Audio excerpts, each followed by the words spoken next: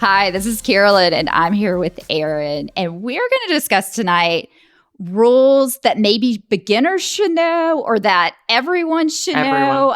Yeah, everyone, I guess. We had Adna, who was a beginner, on the podcast recently, and she talked about how a racket came out of her hand and she didn't know the rule. And so I thought it would be interesting to kind of go through and think about the rules that actually happened to us on the tennis court when we were out there playing and we didn't know what to do. And there's actually a rule. I know we've had Rebel Good on the podcast, who does the Court of Appeals column for Tennis Magazine. And he kind of talked us through all these different situations where you have to depend on like the judgment of the other player and whether it's intentional or unintentional. But these are situations where there is actually a rule, which I like. I like direct rules. There's no question. Yes. There's no depending on your opponent's judgment in the situation.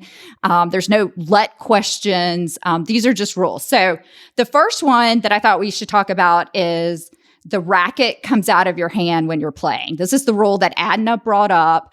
But I didn't know this rule until I was a 3-5. I didn't know what to do. And what she told us is her husband, Malik, who is a teaching pro at the Raleigh Racket, says you pick up that racket and you just keep playing. There's no let. There's nothing you can do.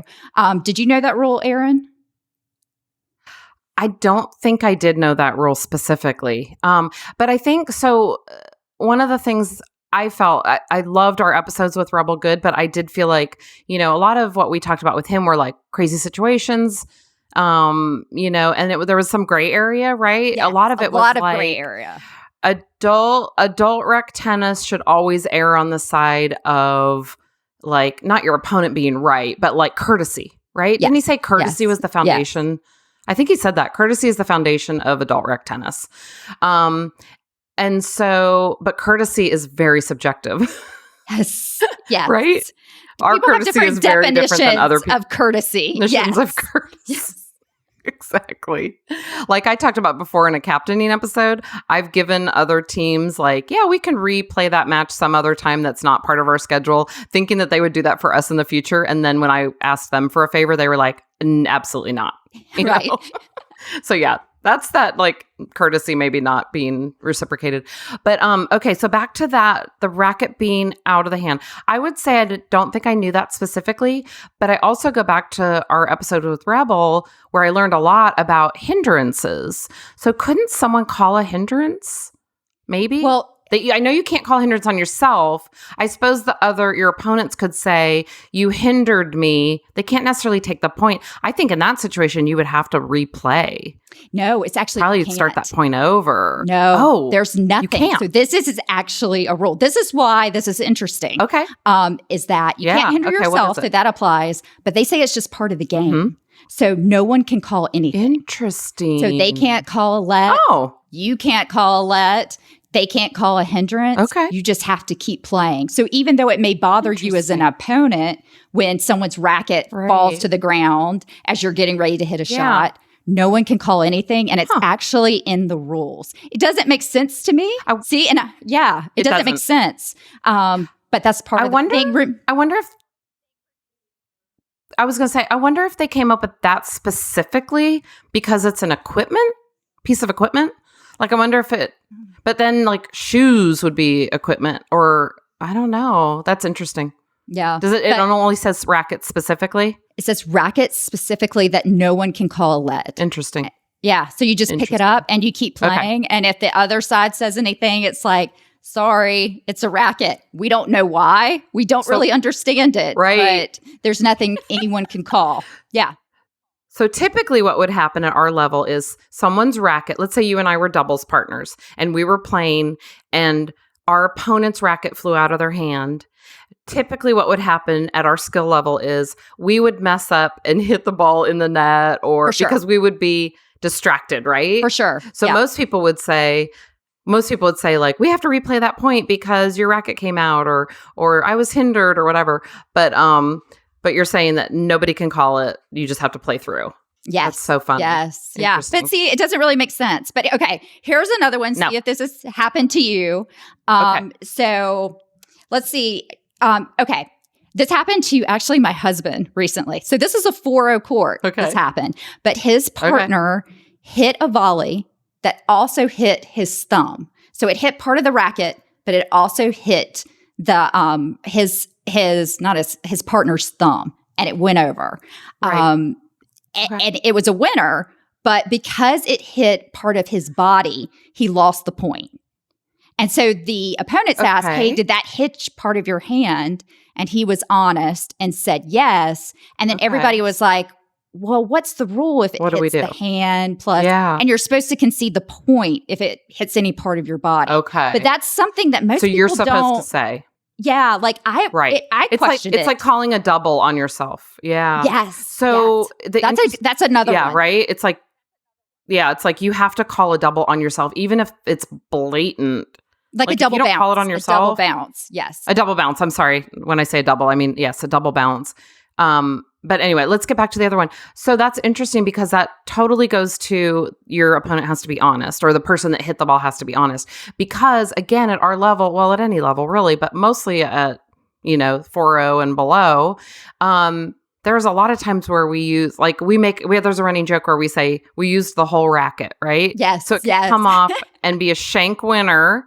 It could have come off like the triangle part of the racket. I don't even know what that's called, towards the handle, right? Yes. Yeah. But that's interesting. So it actually must have hit so low on his handle that it actually hit the hand and the handle, and then he had to concede went over that point. As a winner.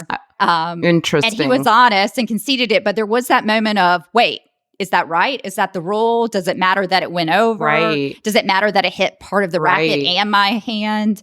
But I thought that was interesting because I had to look that up. I was like, I don't know what that rule is. Yeah. I would have no idea. Okay. The ball hits the scoreboard and lands in the correct court if it hits the scoreboard. I've heard this one before. I feel like I'm going to say it wrong, but I feel like the right answer is, dude, I feel like it's a game show now. I'm sorry. I'm sorry. Like the right do you want me to tell you the right answer and then you can agree or disagree? Sure. Because I'm going in both directions. The right answer is as soon as your ball hits the scoreboard, you lose the point. It's considered a permanent fixture. The play's dead. Okay. Yeah. Yeah. So so what happened to us, and there was it was mixed, and one of the guys was actually a teaching pro, and he didn't know for sure, but it hit the scoreboard. See, that's and confusing. Then the shot stayed. It landed inside the correct court or the opponent's court in the box it was, technically in. And then there was the question of, what do we do? Is that okay? Is it not? Right. And because it hit the scoreboard, you immediately lose the point. Whoever hit the scoreboard, right. That does seem obvious now that you say that, because there's so many different types of tennis courts. Like we have where we play, there is like a permanent kind of bar that comes up out of the end post and then has like the scoring pegs on it or whatever. But there's a lot of city courts have no scoring at all. And a lot of times we write with like chalk or, keep the score on a notepad or something. So that does make sense now that you say it, that because every court isn't the same, that's like an extension of, it's a permanent fixture, but it's not part of the actual tennis poles, I guess. Yeah. So that makes, I guess that one makes sense. Yeah. But we didn't know at the time that it happened. We all go, what do we do? And we ended up replaying the point. So we just didn't know. Okay. Courtesy. Okay, this is the one that I've seen happen a lot. And this is where someone's out of bounds, the ball's flying. This happens a lot at 2-5, 3-0. The ball's flying out. You know it's going out, but you don't want your ball to go in the next court. So as the ball's flying, you hit your racket to kind of stop it before it's bounced.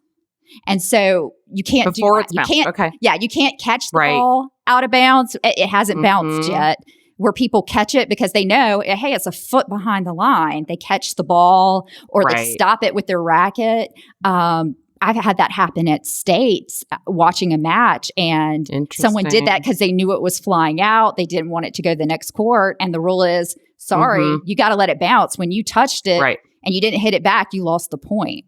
Have you had that happen? Yeah, I have not, but I learned when I was a 2-5 because I had a friend that was playing summer singles, and she came home from a match one night and called me and said, "I'm so mad.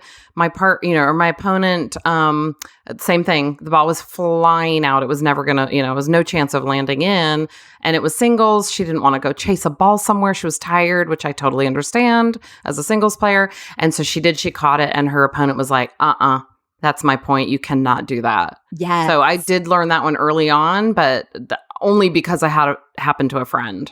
Yeah. And it doesn't seem to make sense from a common sense perspective. Like, hey, I'm a foot back. I'm trying to stop the ball. But I mean, that's the rule. And it was interesting. One of my friends that happened to her. And her opponent's teammate did it. And she mentioned it. She's like, actually, that's our point because you caught it. And the girl goes, well, anyone who's nice won't actually make that call.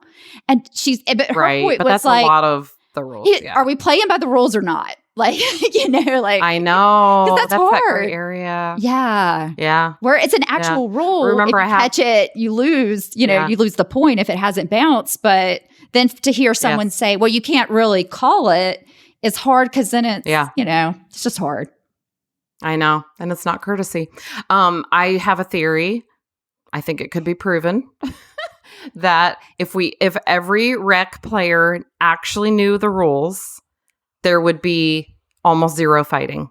Yes. Right? Yes. Because I think that's what it comes down to so many times. It comes down to people's opinions. And then like Rebel said, they just throw out what they think. It's like an old wives' tale. Well, I heard that this is the way that this is, without actually knowing. If we actually knew the rules, I think it would just completely cut down the, having any match that was, turned contentious or whatever. So yes. But none of us really know all the rules.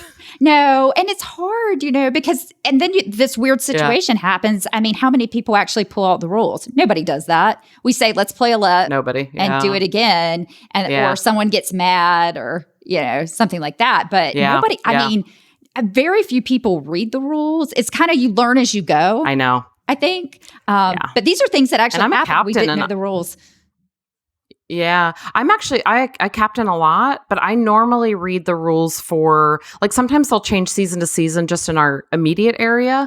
But it's more of like, it's not rules like that. It's more rules of like, how to do a makeup match or what's expected based on weather. Like you have to show up to the courts and wait for 30 minutes or, it's that sort of stuff. It's not like this kind of stuff. Like your racket falls out of your hand or a ball rolls onto your court. Or, yeah. These are the rules exactly. for friend at court for USTA matches. I probably should have clarified that at the beginning. But the rules we're discussing right now are for USTA matches and using friend at court. This is the one that happened to me all the time. And it's like, somebody's serving and they hit, I'm on the receiving end and they hit my doubles partner. And it's their point. Even though I'm receiving, the doubles partner's nowhere near the service box, but it's a service point. Yes. Yeah. Has that happened? Again, that is a string. It has happened in one match. It didn't actually hit, what happened? It actually hit the receiver, but the serve was so long. She was standing on the, maybe just inside the baseline to receive the serve. I don't know if I served it or my partner served it because this was like 5+ years ago. But the ball hit the woman who was receiving. Her very nice partner who was at the net was not anywhere near it. And we said, oh, that's our point because it hit her before it actually bounced. Had it actually bounced and then hit her, the ball would have been clearly out and it would have been second serve, right? But it actually hit her. Nobody is aiming. I mean, maybe some people are aiming for people, but we don't have great aim. So if we had good aim, we could probably get a lot of free points by trying to hit people. But anyway, it hit this woman. And then we said, oh, that's our point because the ball hit you. Like you didn't get out of the way. And she was like, well, I tried to. And we felt like jerks, like to enforce it. But she was also really a mean person. And she was really mean to her partner too. So we were like, that's our point. Yes. But it's awkward. Maybe somebody else would have been like, oh, let's just replay it. Oh, it's weird. Yeah. You're like, I'm the rule enforcer and that's the point. But it is the rule. So it is kind of we're playing by this rule, but not that rule. We're picking and choosing which rule. I feel like you got to play by the rules. If not, what's the point? I know. You're right. 100%. Hard. Yeah, it actually happened to me. It was the very first point of states. And I was the receiver's partner. And the woman hit a serve. And it just, it hit me. And they took it, and they should. I was like, it's your point. And I was like, if this is an indication how states is going to go, it's not good.